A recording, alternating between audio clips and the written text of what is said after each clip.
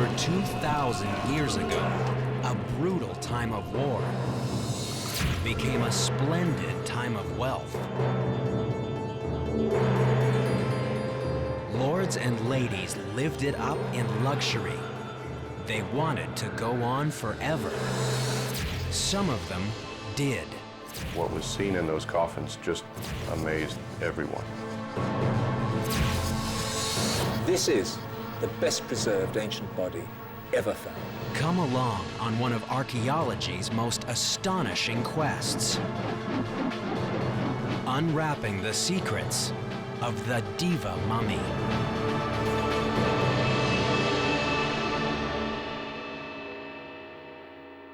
China, one of the world's oldest civilizations, and a modern economic juggernaut. Day and night, bulldozers churn up its ancient soil, carving out the foundations of China's future, uncovering an incredible mystery of its past. No one's found anything that I've ever seen remotely equivalent to this. There's nothing else like them anywhere in the world.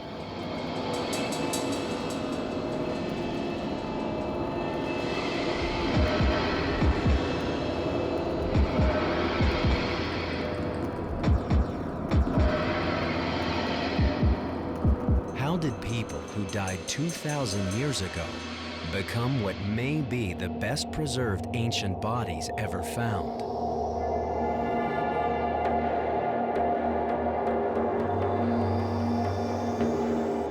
They look like living people, they move like living people. When you look at their intestines and other internal organs, they're about as close as you get to a well-preserved, fresh body today.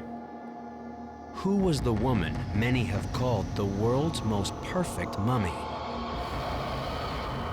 This is something you never even find in Egypt. Tutankhamun, for example, comes out as a sort of shriveled up little desiccated corpse compared with the extraordinary preservation of this woman. Enter the world of ancient China's masters of death and of mummies so lifelike they leave the Egyptians in the dust. Throughout life, they thought of little else than continuing life after death. There was a consensus that immortality was there to be taken, if only you could get the formula right.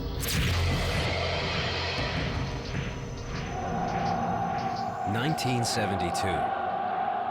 China isn't yet the economic powerhouse we see today. It's the time of Mao Zedong's Cultural Revolution. China's leader calls on devoted youths named Red Guards to rid their country of decadent ideas.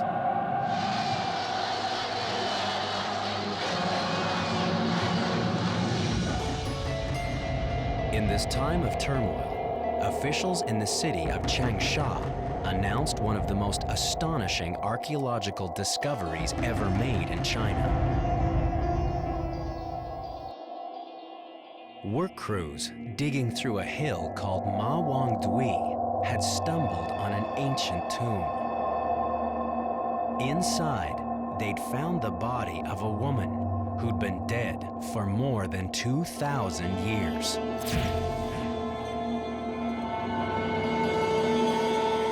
A body reported to be unlike any other ancient body ever found.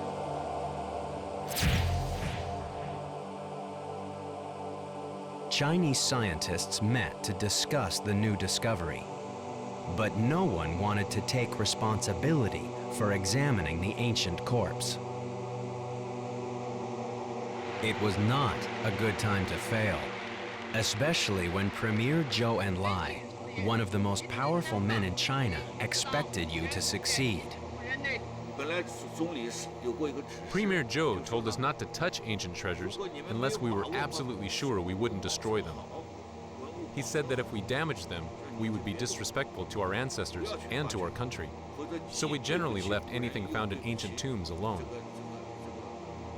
China's most eminent pathologists declined to autopsy the body found at Ma Wangdui.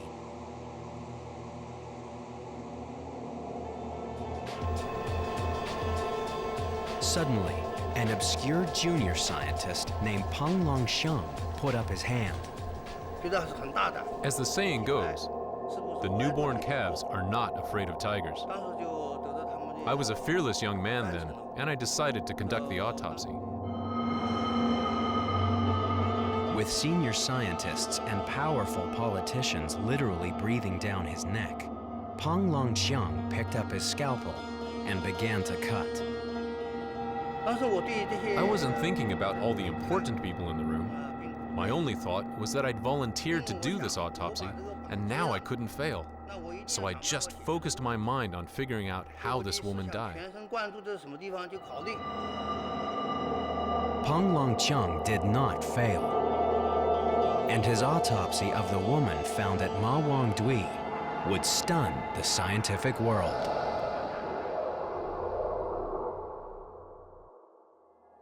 In 1972, Chinese pathologist Peng Longsheng conducted one of history's most astonishing autopsies. On a 2,000-year-old woman, so well preserved, Peng and his colleagues could dissect her like a modern corpse.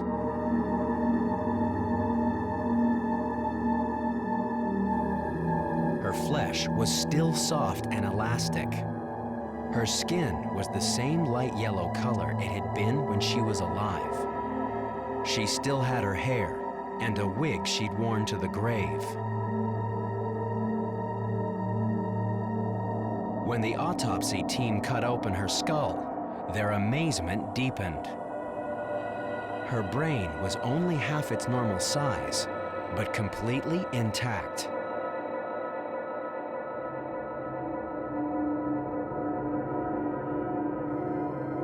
Then, Professor Peng made his first incision into the chest and found all her internal organs still in place and looking nearly good as new. The team removed her stomach, ovaries, and other organs. Incredibly, there was still red blood in her veins. Decades after her modern debut, the mummy from Ma Wangdui still dazzles and puzzles the world's top forensic anthropologists, like John Verano of Tulane University. What really sets her apart from other mummified bodies, first of all, is the flexibility of her limbs. When I first saw these limbs being moved in this kind of just absolute flexibility, it just kind of made me jump, because you just don't see that in an ancient body. And I thought, don't do that, because you're going to break that arm right off. It's something I'd never seen or thought would be possible in a body of this age. But even before Peng Longsheng began to cut, archaeologists already knew that the lady from Ma Wangdui was no ordinary mummy. Her name was almost certainly Xin Zhui. She had died about 160 years before the birth of Christ. And she'd always been a star. Archaeologist Charles Hyam knows her well. She was an aristocrat. She was a major member of a ruling family, and she led a life of considerable ease and luxury. 2,000 years ago, Xin Zhui was the wife of a powerful lord named the Marquis of Dai. Her modern home, the Hunan Provincial Museum, displays a life-size reconstruction of her.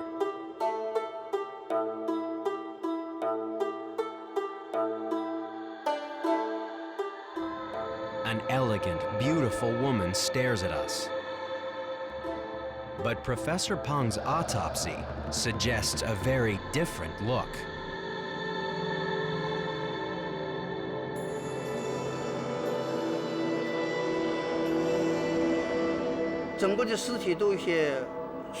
The lady's body has shrunk quite a bit. The wrinkles on the skin tell us she was quite fat when she was alive. Many people estimate her body weight was around 70 kilos, quite fat.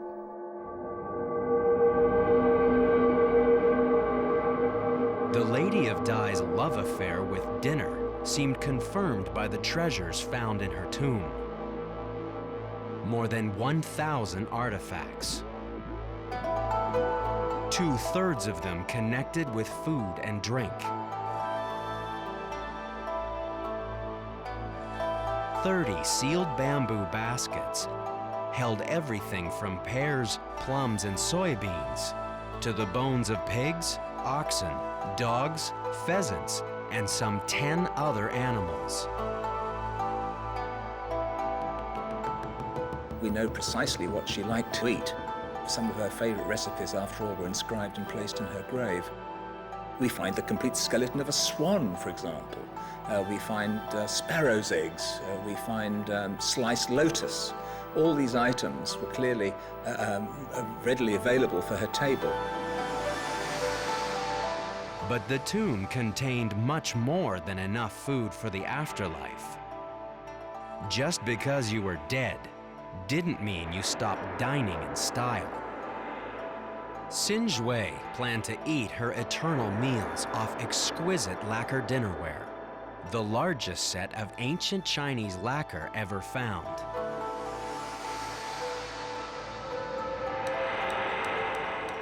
Draped over her coffin was a beautiful silk banner, showing the dead Xin Jue making the journey to heaven.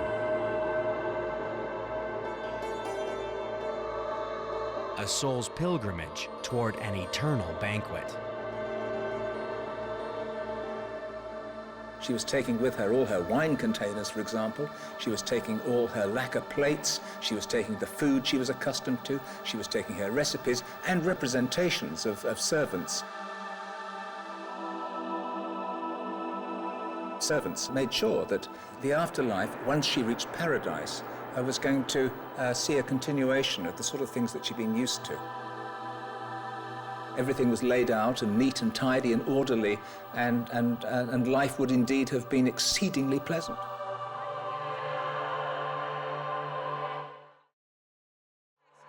For Xin Jue, death was a dinner party that never ended.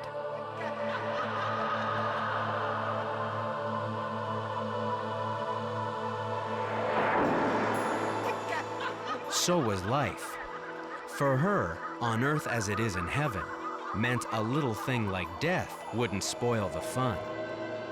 The Lady of Dai and her fellow aristocrats had plenty to celebrate.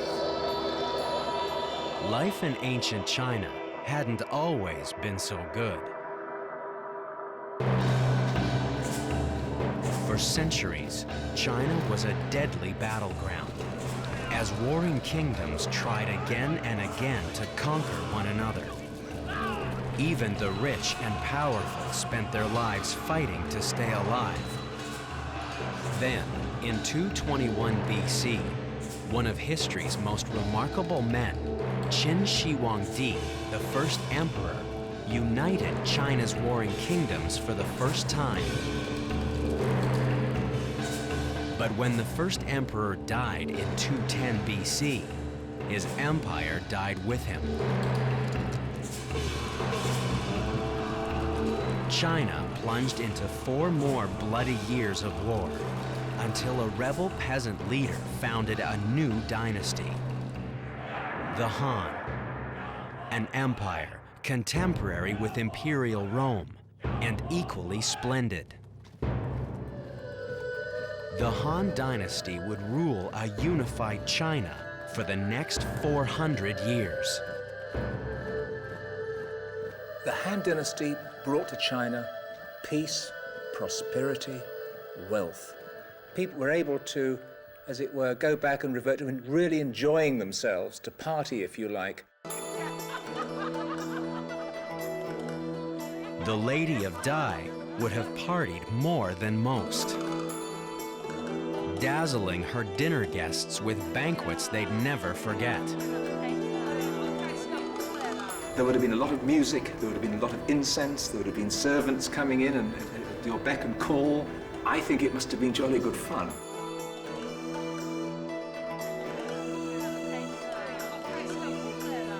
But in the Han Dynasty, living the good life was only the beginning.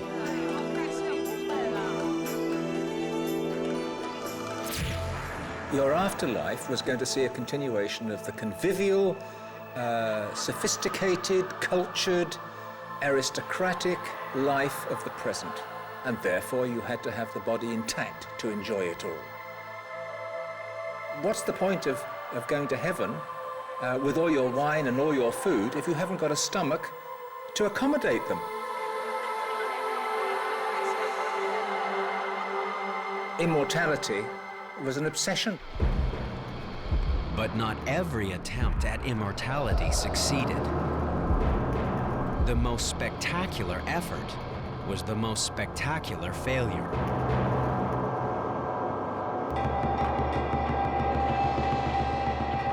In 1968, soldiers digging a tunnel near the town of Manchang suddenly found themselves inside a 2,000-year-old man-made cavern. The magnificent tomb of a wealthy king named Lu Sheng.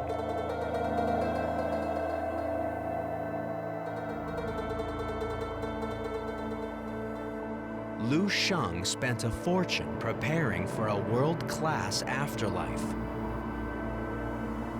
turning his burial chamber into a wine cellar.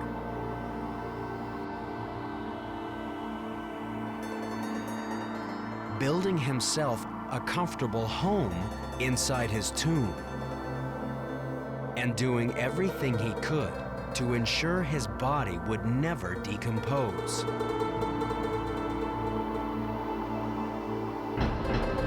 King Lu Sheng went to the grave inside a spectacular burial suit, made of over 2,000 pieces of jade, sewn together with thread made of gold.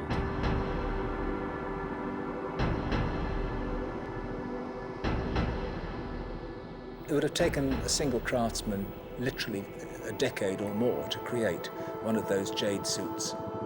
Jade is a pure, marvelous, treasured substance that had been valued in China for not just for centuries, but for thousands of years. And by stitching together these jade wafers, it was felt that the body could be preserved in perpetuity, conferring immortality upon the person within. When you actually get inside the surviving suits, you find that every single orifice in the body was also plugged with jade. King Lu Sheng's jade suit must have cost him a fortune. But as he lay dying, thinking of the eternal party he was about to enjoy, he must have felt it was worth the price. But he was wrong. When archaeologists opened his jade suit 2,000 years later, a few bone fragments were all that was left of the hard-partying King Lu Sheng. Even if the Lady of Dai could have afforded a jade suit, she would have been forbidden to wear it. That privilege was reserved for members of the imperial family, like King Lu Sheng, the emperor's ninth-born son. Lu Sheng would have been horrified to learn that the wife of Emir Marcus had succeeded where he had failed.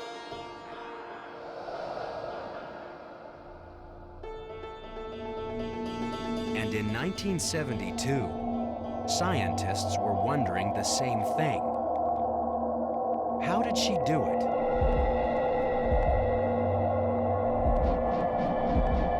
What they were about to discover would astonish them even more.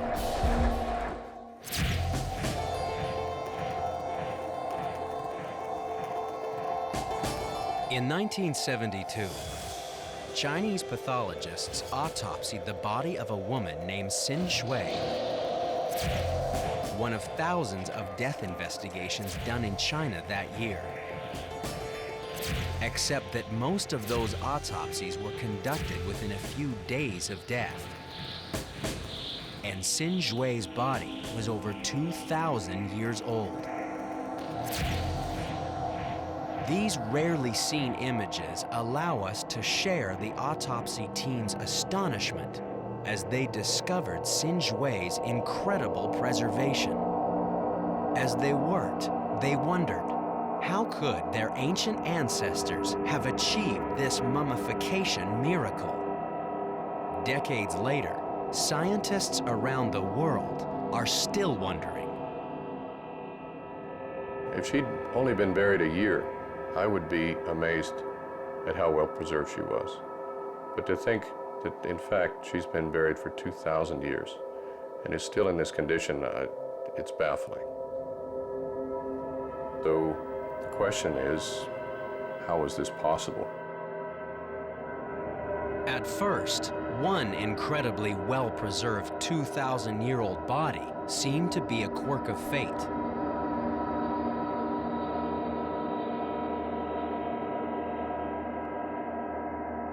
But in 1974, only 300 kilometers north of Sinjue's tomb at Ma Wangdui, near the modern city of Jingzhou,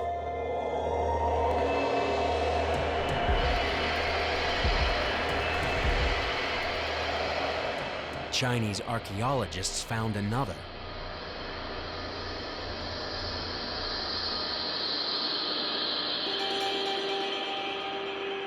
A man, and just as well preserved as Sinjue.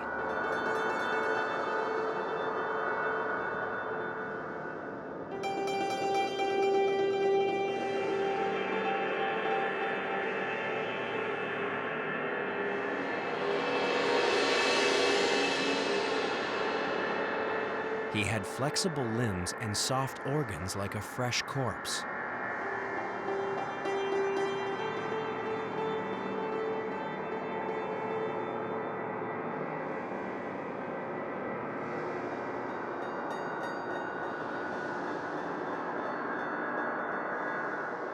The blood in his veins was type AB.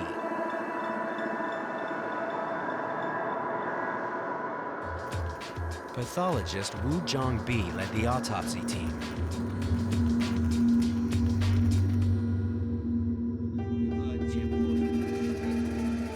It was June and very hot. We put a lot of ice on the floor of the dissection room. I stood on the ice and worked non-stop for 8 hours. We never expected that our ancestors could preserve corpses so well. I felt ashamed because in our own time we couldn't achieve what they'd achieved 2,000 years ago. It was unbelievable.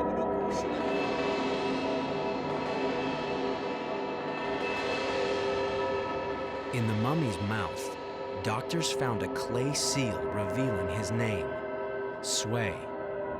Sui was a magistrate who died in 167 BC, about the same time as Sinjue. Two of the ancient world's best preserved bodies had been buried only a few years and 300 kilometers apart. And in China's Yangtze River Valley, a part of the world that seemed to be a mortician's nightmare. I would say that the climate of the Yangtze River Valley is quite likely one of the worst in the world in which to preserve human remains. Soil in this particular part of the world, of course, is very wet, very high humidity. You have very hot and you also have very cold weather. And so it would be a huge challenge to the Han mortician to be able to preserve a human body forever. When most people think of mummies, they think of a dry mummy wrapped in linen found in Egypt. That's the old classic one. The Egyptian approach, the internal organs needed to be removed quickly. It was a hot environment. Bodies rapidly decomposed in that type of environment unless they were treated by having the organs removed and then quickly salted and dried. The Chinese method is very different. In terms of the quality of the work, it's quite impressive. In many ways, a step above what the Egyptians achieved.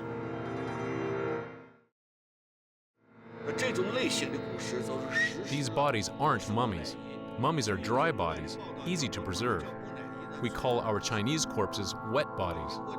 No one had reported anything like them before we found Sinjue. Archaeologist Charles Hyam of New Zealand's Otago University believes there's only one way to truly appreciate why Xin Shui looks as good as she does.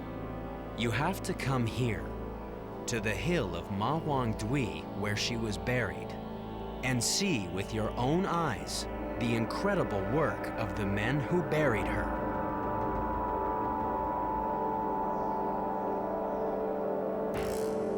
Xin Shui went to paradise inside one of the largest tombs ever dug, a massive inverted pyramid over 12 meters deep.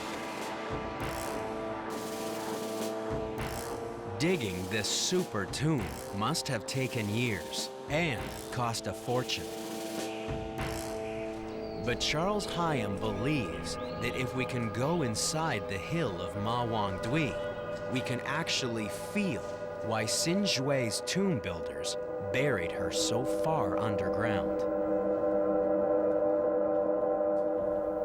This air raid shelter lies directly beneath the tomb of Xin Shui. And the first thing you notice when you come into it is how icy cold it is.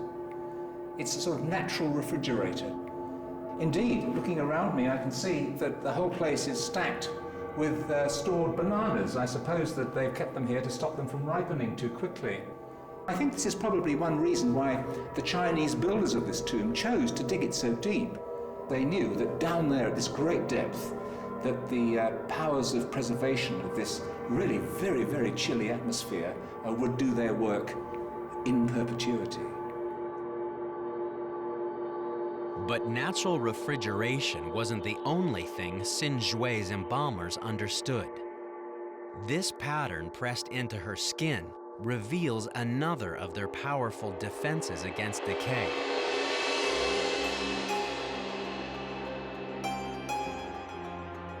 Whoever buried Xin Shui wrapped her body as tightly as they could in an astounding 20 layers of silk. This silk cocoon suffocated bacteria living inside her body. Bacteria which normally begin devouring a human body as soon as it dies.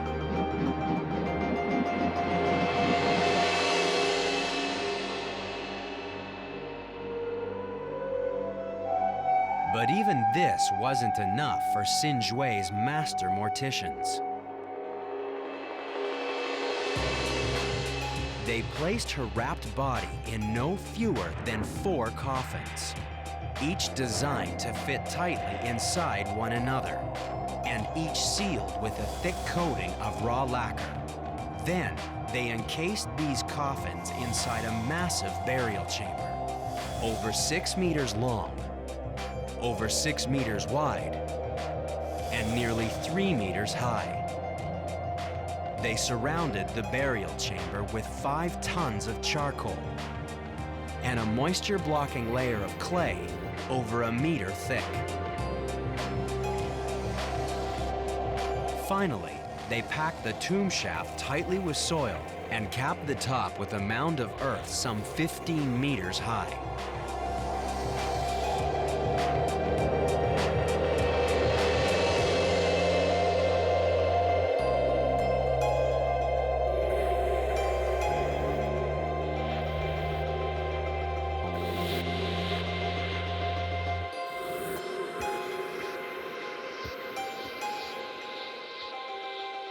Xin Shui's embalmers had vacuum sealed her for eternity. But was it enough to make her the mummy we marvel at today?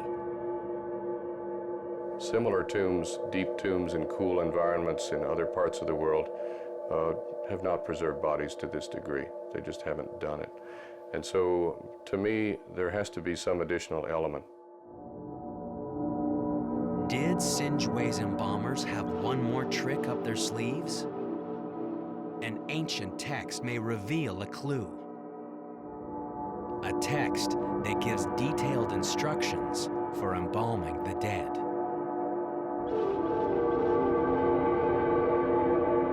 It says that after washing a corpse, embalmers kept it cold and wrapped it in layers of clothing. It also says that after they placed the wrapped body in its coffin, the embalmers did one more thing before they closed the lid. They poured in a mysterious liquid. Could that liquid have played a decisive role in preserving bodies? Some think it's possible. Another astonishing find would deepen even further this deepest mystery of the diva mummy. In the 1970s, Chinese scientists wondered at the lifelike corpses of the Lady Dai and the magistrate Sui, 2,000-year-old bodies from the Han Dynasty, buried deep in the earth inside air and watertight coffins.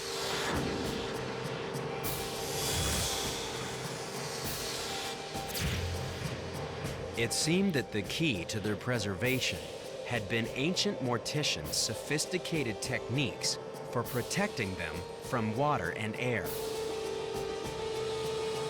But there was another, even more incredible possibility. Archaeologists found Shui and the magistrate Sui floating in a mysterious reddish fluid.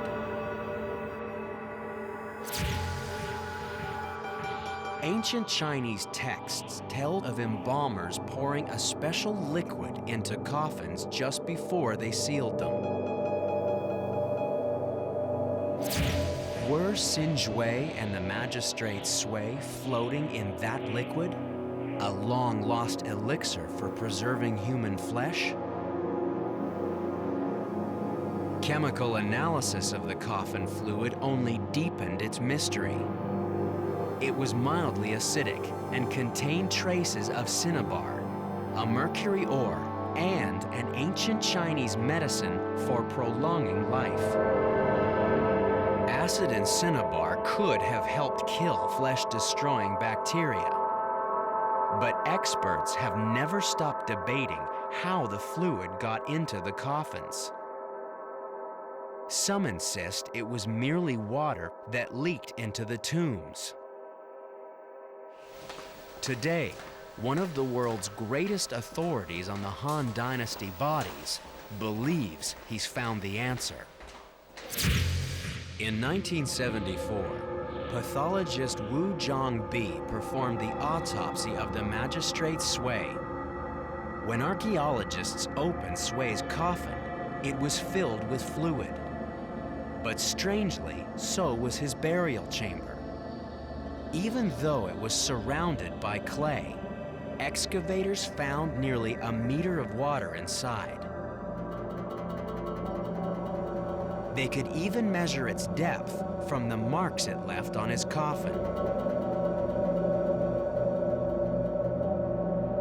How could water have penetrated Sui's vacuum-sealed burial chamber and his tightly nested lacquer-sealed coffins? Professor Wu believes they weren't as watertight as they seemed. No matter how well sealed the paint or the coffin would, it will still have microscopic holes.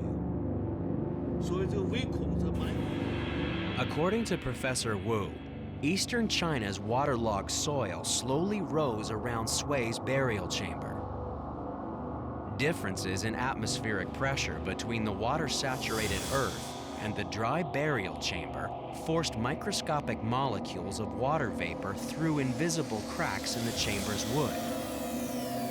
When enough moisture had squeezed through, it formed a water drop inside the burial chamber. Multiply that drop by 2,000 years, and you get a lot of water. We did an experiment. We made a small coffin, sealed it tight, and placed it in water. After just 4.5 years, the coffin was full of water, so we concluded the coffin liquid comes from outside. But Shui also had fluid in her coffin, and there wasn't any in her burial chamber. Since the 1970s, no one's been able to resolve the coffin fluid debate. Now, another discovery has reinvigorated that debate. Lianyungang is a small industrial city on China's seacoast, about halfway between Shanghai and Beijing. Like other Chinese cities, it's modernizing at lightning speed.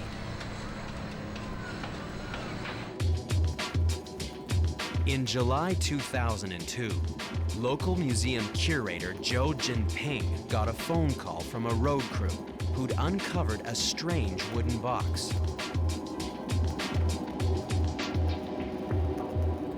We knew there were a lot of Han Dynasty tombs around here.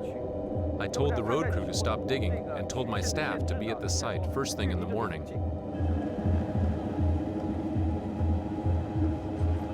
The next morning, a museum cameraman recorded these images, never before seen outside China, of the archaeologists at work.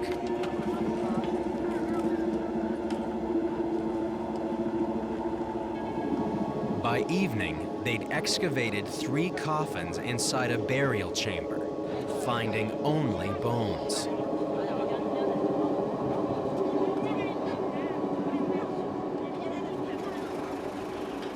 They decided to transport a 4th coffin to the museum for safekeeping overnight.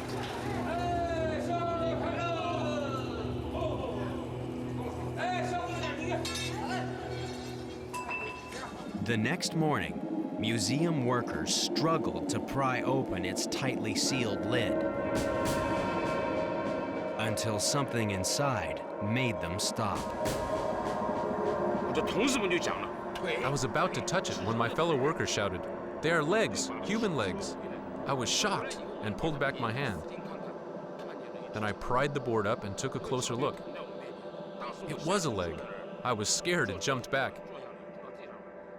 In my 24 years as an archaeologist, I had never seen a corpse that hadn't decomposed. The Lianyungang Museum found itself in charge of a 2,000-year-old body of Lin Huiping, the wife of a Han Dynasty official, decomposing before their eyes in the open air and the 40-degree summer heat.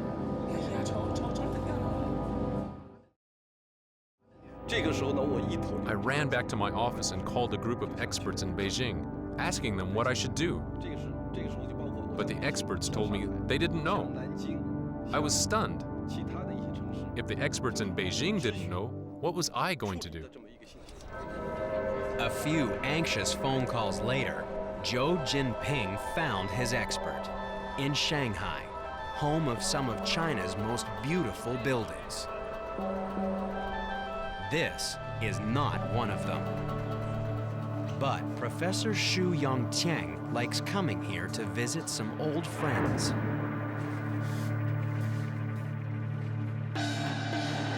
Very old friends. Professor Xu is one of China's foremost forensic anthropologists.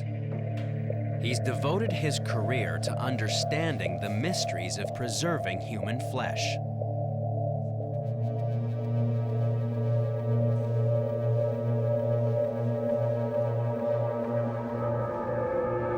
This is his masterpiece. Yan Fu Sing, an army officer, martial arts expert, and practicing Buddhist.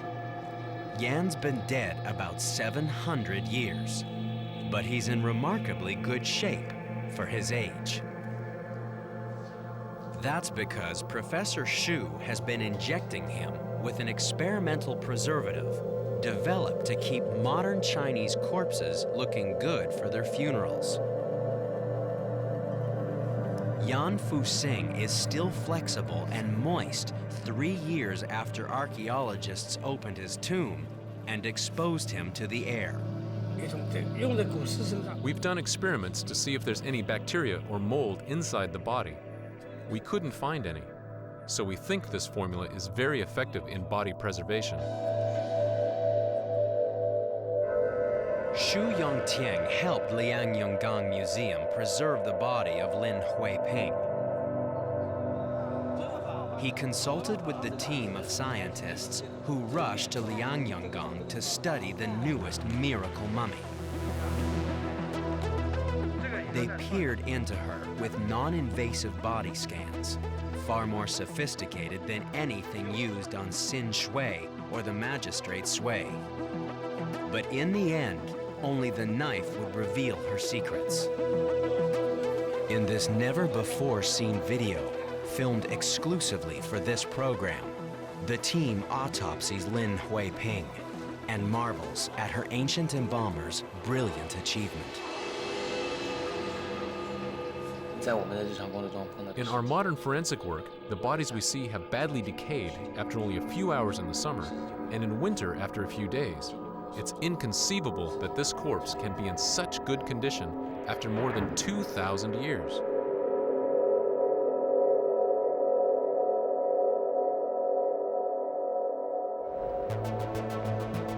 Today, scientists in the city of Nanjing are studying Lin Huiping, and they're interested in more than just her incredibly well-preserved body. Lin Huiping's coffin was also full of fluid. The Nanjing team is testing that fluid to see if it will yield any clues to the elixir mystery. The tests have revealed high levels of magnesium and salt. The salt could have been a preservative or just salty water leaking in from Liangyangong's coastal soil.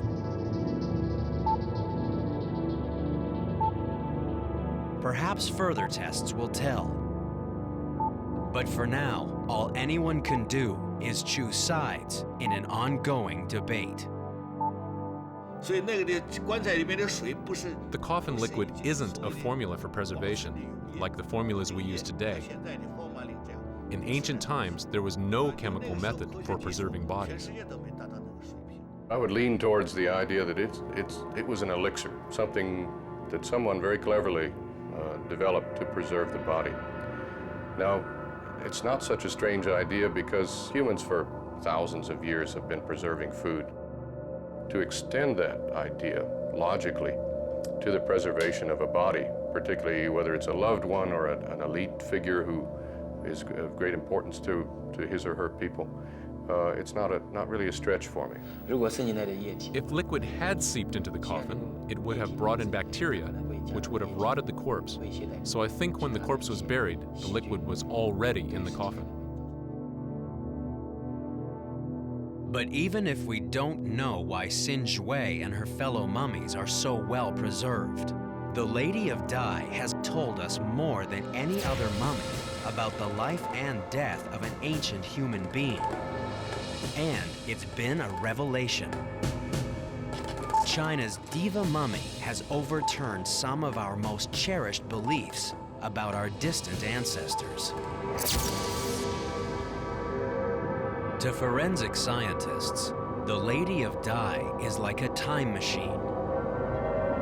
Most ancient remains are so badly decomposed, they tell us little about the lives and deaths of the people they once were.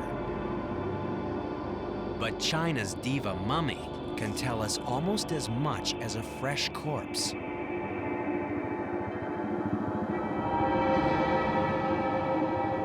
It's really an exceptional kind of snapshot of a person's death, but not only that moment of time of death, but all of the events leading up to that moment of death.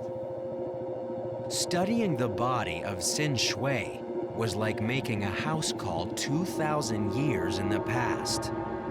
And when the doctors examined her, they got a few surprises.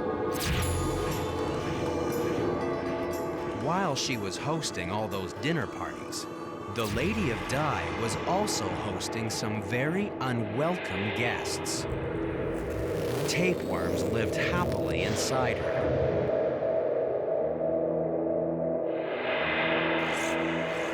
So did colonies of whipworms and other parasites.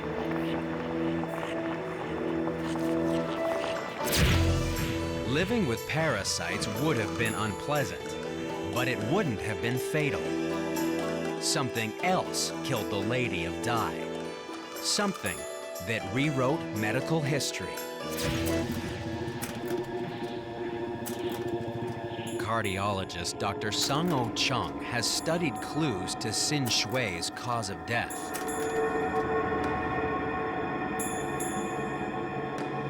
The lady's funeral banner shows her using a cane to walk to heaven, even though she was only 50 years old when she died. 2,000 years later, X-rays revealed the answer. A fused disc in her lower spine. Her bad back also hints at why she was so overweight. Centuries before television, the Lady of Dai had been one of history's earliest couch potatoes. She gets weighted on and she doesn't have to do very much exercise. And that's probably why she gets fat. Sin Shui's autopsy revealed another crucial clue. Inside her stomach, scientists found over 100 perfectly preserved melon seeds, all of them undigested. Her stomach hadn't had the hour it needed to break them down before she died.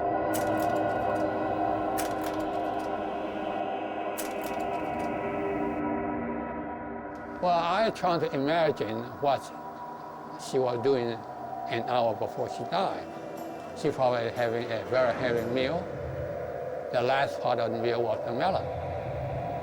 And she liked the muskmelon very much, but she ate in such a hurry that she swallowed all the seeds. There was one more clue, the most telling clue of all. This cross-section of a coronary artery shows it's almost completely closed by deposits of fat. But this artery doesn't belong to a modern heart patient. It belonged to Sin Shui.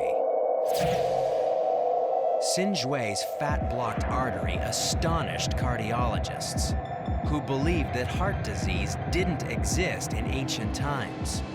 And it allowed them to reconstruct the final moments of her life. Within an hour after she gorged on melon, the Lady of Dai felt a sudden sharp pain. But it might not have been in her heart. Sin Shui had gallstones, another affliction caused by eating too much fat.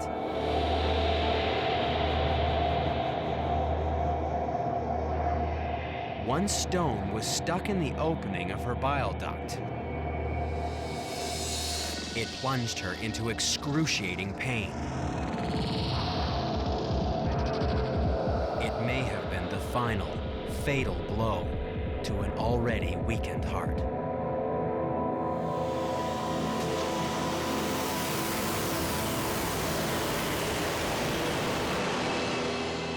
Eternity didn't turn out like Sin Shui planned. Instead of partying forever with her friends, she lies under the wondering gaze of descendants living in a China she could never have imagined. Between the moment of her death and the moment of her discovery, something happened to the Lady of Dai that made her the most astonishing ancient mummy ever found. Was it wrapping her in silks and sealing her inside airtight, waterproof coffins?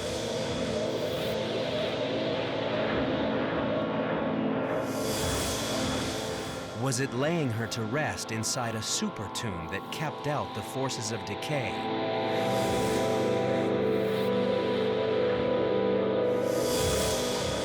Or was it an ancient elixir of immortality? A secret formula that still eludes all attempts to prove or disprove its existence. As a booming China builds its future, scientists wonder when bulldozers will uncover yet another perfect mummy and demolish even more of what we think we know about the ancient past.